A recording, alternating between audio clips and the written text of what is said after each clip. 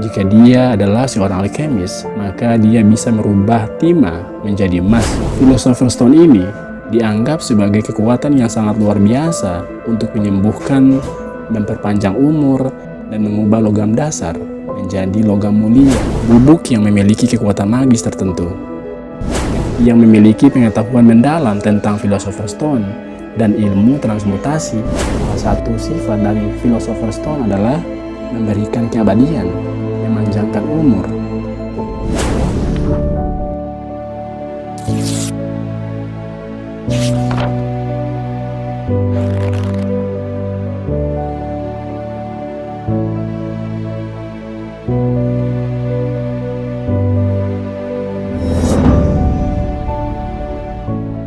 Hai, it's me, D again. Bagaimana kabar kalian hari ini? Semoga sehat-sehat selalu, stay strong, dan jangan pernah menyerah. Seperti biasa, kita akan selalu mencari hal-hal menarik yang ada di dunia ini untuk dibahas bersama-sama. Dan semoga saja you guys enjoy the video. So, pada video kita kali ini, kita akan membahas tentang ilmu alkimia. Alkimia, atau dalam bahasa Inggrisnya disebut sebagai alchemy, secara sederhana merupakan ilmu tentang perubahan bentuk dan struktur. Menurut catatan-catatan yang ada, orang yang menguasai ilmu alkimia mampu mengubah besi menjadi emas.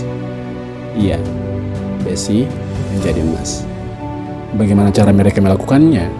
Apakah melalui ilmu sains atau melalui mantra-mantra? Seperti apa nantinya? Pantengin terus ya. Jangan di skip biar kita sama-sama paham. Oke?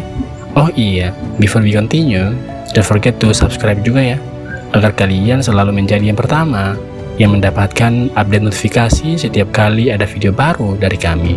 Cus, langsung ke videonya.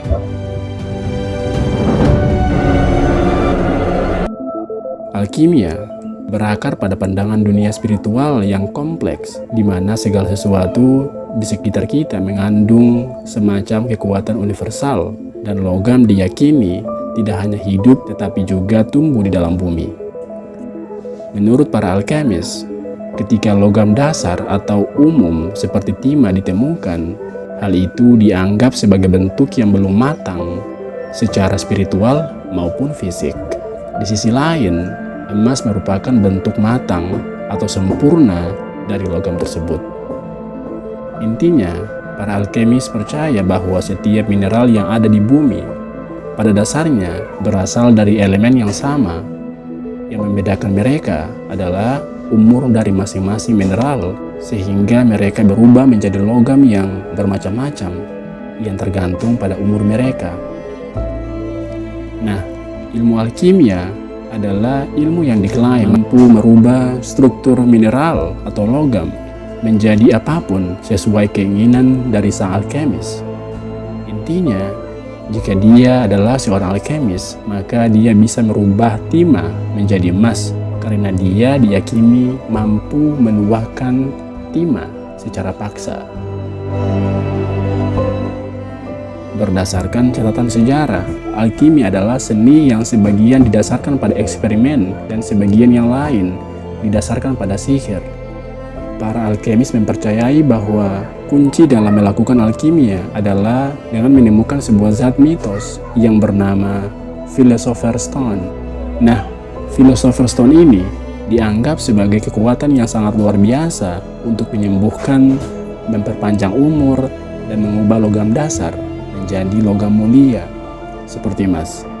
Jika berdasarkan pada penjelasan tentang umur mineral tadi, mungkin praktek yang dimaksud adalah Philosopher's Stone ini memiliki semacam pancaran radiasi yang dapat mengubah umur mineral sehingga benar-benar mampu membuat timah berubah menjadi emas.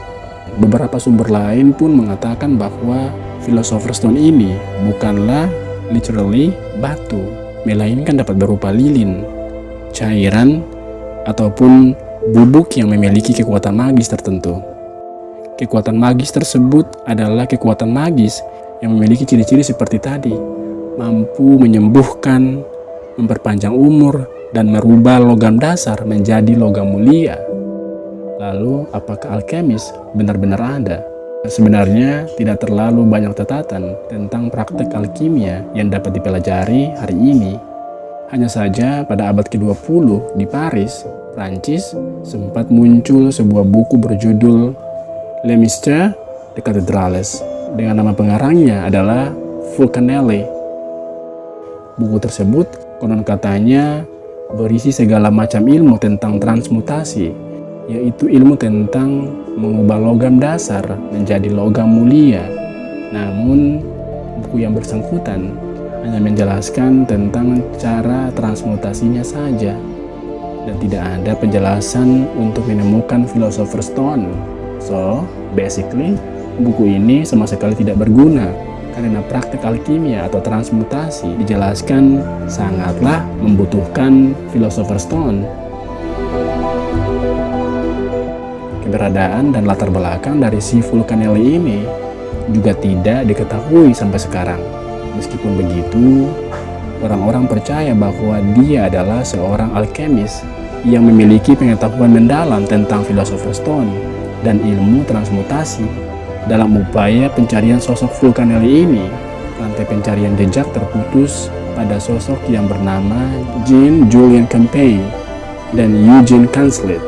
Mereka berdua adalah orang yang diminta untuk menyempurnakan buku Les Mystères des Cathédrales sebelum diterbitkan. Permintaan itu datang dari Fulcanelli sendiri. Campion yang berperan sebagai pembuat ilustrasi pada buku tersebut dan Canclet sebagai penulis kata pengantarnya. Mereka mengatakan bahwa mereka tidak terlalu dekat dengan Fulcanelli. Meskipun begitu, selama beberapa tahun pasca penerbitan Les Mystères des Cathédrales, mereka juga membantu menerbitkan 3 buku lanjutan dari buku pertama karya Fulcanelli tersebut. Hal yang menarik adalah pada tahun 1954, Eugene Canclet mengaku berjumpa lagi dengan Fulcanelli di Seville. Hal itu merupakan pertemuan terakhir mereka. Dalam kesaksiannya, setelah bertahun-tahun, Eugene mengatakan bahwa Fulcanelli sama sekali tidak bertambah tua. Hal tersebut diakui Eugene sebagai penguatan cerita Fulcanelli bahwa dia benar-benar adalah sosok alkimia yang handal, karena kemungkinan dia memiliki akses kepada Philosopher's Stone dan kemungkinan sudah menjalani hidup yang abadi. So again, is alchemy real? Sebagian ilmuwan modern tentu saja tidak percaya akan alkimia kuno. Mereka berpendapat bahwa hal itu didasarkan pada kesalahpahaman kimia dasar dan fisika. Para alkemis mendasarkan teori dan eksperimen mereka pada asumsi Aristoteles bahwa dunia dan segala isinya terdiri dari 4 elemen dasar: udara, tanah, api, dan air, bersama dengan 3 zat lain yang disebut sebagai zat esensial, yaitu garam, merkuri, dan belerang. Hari ini, kita tahu bahwa alam semesta terdiri dari atom dan elemen lain, karena timbal dan logam lainnya tidak bersumber dari api, udara, tanah, dan air. Mereka tidak mungkin rasanya menuahkan elemen tersebut dan kemudian mengubahnya menjadi emas. Logam tentunya memang ada di dalam tanah, tetapi strukturnya berbeda dengan tanah yang berwarna coklat. Meskipun alkimia tidak bisa dibuktikan secara sejarah, hal itu tidak menghentikan orang-orang untuk mengklaim telah berhasil melakukan praktek alkimia. Selama berabad-abad, desas-desus menyebar bahwa orang-orang tertentu telah berhasil menemukan Philosopher's Stone. Karena salah satu sifat dari Philosopher's Stone adalah memberikan keabadian, memanjangkan umur. Faktanya, orang-orang yang mengaku pernah menemukan Philosopher's Stone sekarang sudah mati. Hal itu membuktikan hal yang sebaliknya. Pada zaman dahulu, beberapa orang kaya menyewa alkemis untuk melakukan penelitian atas nama mereka. Namun pada akhirnya mereka tidak mendapatkan apapun dari investasi mereka. Para alkemis palsu begitu umum di abad pertengahan? Well, alkimia kuno mungkin terkesan mencurigakan, dan cerita-cerita tentang filosofer Stone dan transmutasi terlebih lagi dilakukan dengan mantra-mantra yang kemudian membuat mereka, para alkemis, terdengar konyol dan seperti lelucon. Namun sebenarnya para ilmuwan modern masih menaruh kepercayaan dengan alkimia dengan metode yang lebih modern tentunya. Para ilmuwan percaya bahwa membuat emas dari unsur lain dapat dilakukan dengan menggunakan mesin yang bernama akselerator partikel. Meskipun praktek dari hal ini belum pernah ada, namun teori mengatakan hal tersebut mampu dilakukan. Berbeda dengan alkimia kuno, akselerator partikel dikatakan mampu mengubah unsur logam menjadi serupa dengan unsur pembentuk emas dalam skala submikroskopis.